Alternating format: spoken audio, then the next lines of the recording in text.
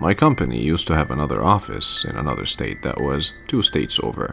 Most of the time I flew there, but sometimes we would have equipment or vehicles that needed to be delivered.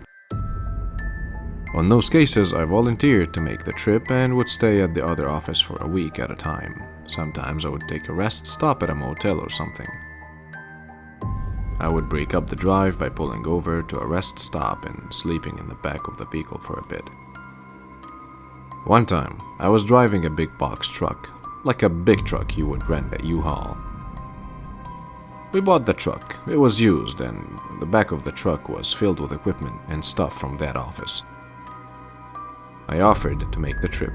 Unfortunately, the morning I was scheduled to take off, there was a delay. Something I needed to take in that truck, I think, was a big copy machine. It didn't arrive till almost 3 p.m. After loading it into the truck and getting ready to take off, I knew I was going to hit rush hour traffic, so I opted to delay my leave for 2 hours, so it would be after 5. And even though there was still lots of traffic, it would only be local in the vicinity, and once I got out in the open, it was pretty much a straight shot till I reached state line.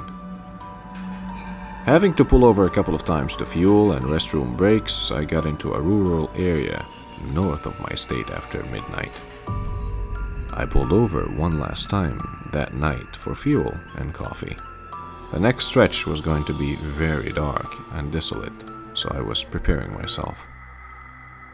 I know there was a last rest stop near the border, so I pulled over there to use the restroom, stretch my legs, and maybe rest for a few minutes before moving on. So I pull up to the rest stop, and it's empty. It's somewhat well lit, and I was in a pretty good shape, so I wasn't worried too much about my safety since I used to box and whatnot. I go to the restroom, wash up a bit. When I make it back to my truck, I found a pickup truck next to mine, and a guy is standing next to my truck, and he starts to make a small talk. "Hey there, man, how you doing? It's pretty dark out here, isn't it? Are you having any mechanical problems with your truck?" I thought that was odd, as why would that be a question? "No, man, I'm good, thanks. I appreciate it, though." I get back in my truck and take off. After this point, there's a long stretch that is mostly forest-like area, kind of creepy driving through at 3 a.m. There is a bridge up ahead, long bridge. Under that is like a gorge and water. All of a sudden, all my lights in the truck turn off. Headlights, instrument lights, even the running lights. I tap on the brakes and look behind me. Even the brake lights seem to be out. Thankfully, it was a moonlit night, enough for me to gauge what was ahead of me. I was sort of more angry than panic, so I slammed my fist on the dashboard and yelled something like, "Damn truck!" It was weird because suddenly everything came back up again. I drove looking for somewhere to stop, like a gas station, motel, shopping center, something, but nothing was in sight. I remembered the gas station I had stopped at another time, which was a city about 10 more miles up the road. I make it to the gas station and noticed that shortly after I pulled in, that same pickup truck with that guy pulled over. Now, he wasn't pulling up to the pumps, and I suddenly got this chill. Did this guy do something to my truck? I started to put some fuel in the truck, thinking about my next move. Then, just as I was about to get back in my truck and try to make it on, a cop car pulls into the station, and I wave at it and get out. I make a small talk to the cop and point back in the direction of the street where that pickup truck was pulled over. After I do that, he drives off. I think I asked the police about the road conditions and asked them if there's a motel or something ahead. When I get back in my truck, I decide that if that guy had to do something that might disable my truck, I better pull off for the night. I kept looking behind me to see if the truck was following me.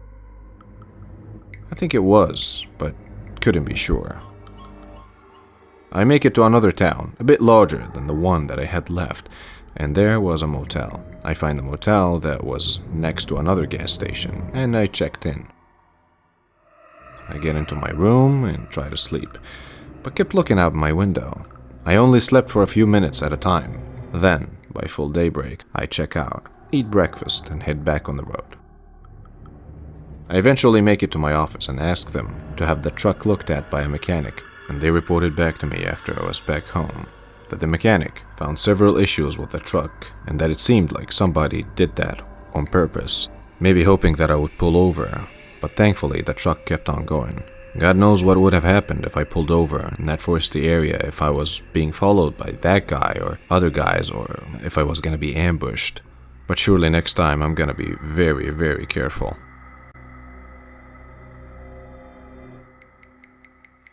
In the late 80s, I was in the USAF.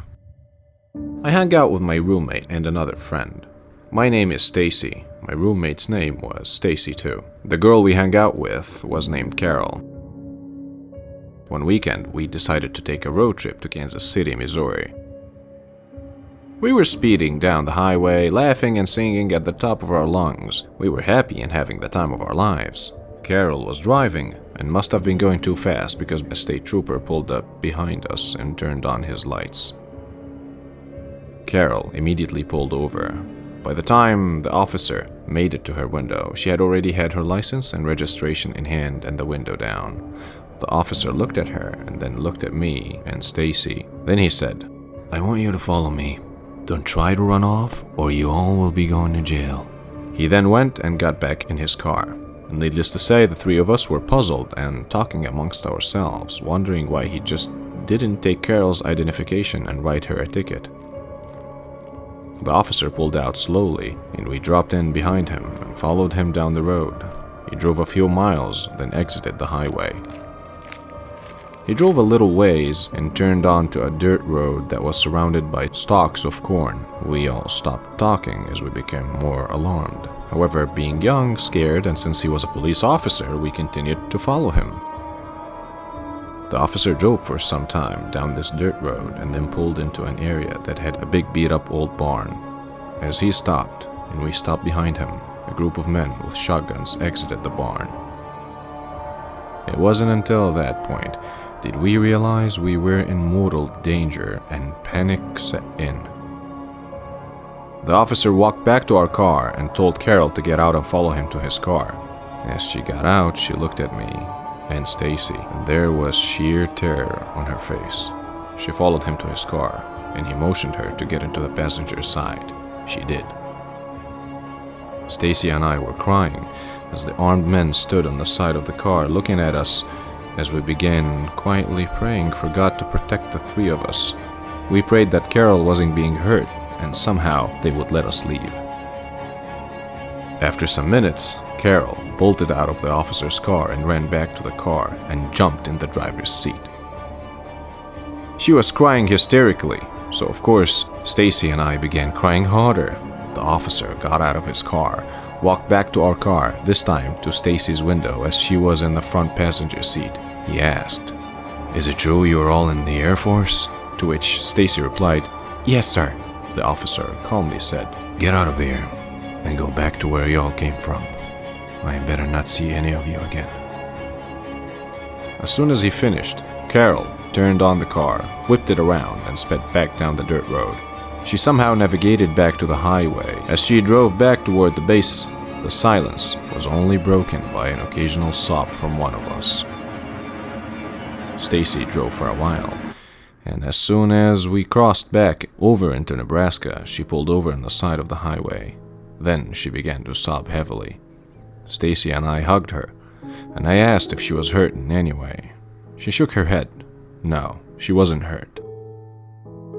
And after she calmed down enough, she told us what happened in the police car.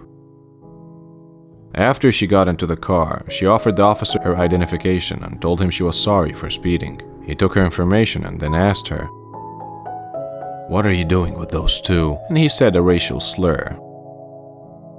She explained that we were on a road trip and then told her if she would do certain favors for him, he might let us go with a warning, which caused Carol to have a complete meltdown. I guess while he was waiting for her to calm down, he finally looked at her identification and saw that she also had given him her military ID. He asked her if we all were in the military, and between sobs, she said we were. He asked where we were stationed, and she told him the location. He then told her to go back to her car.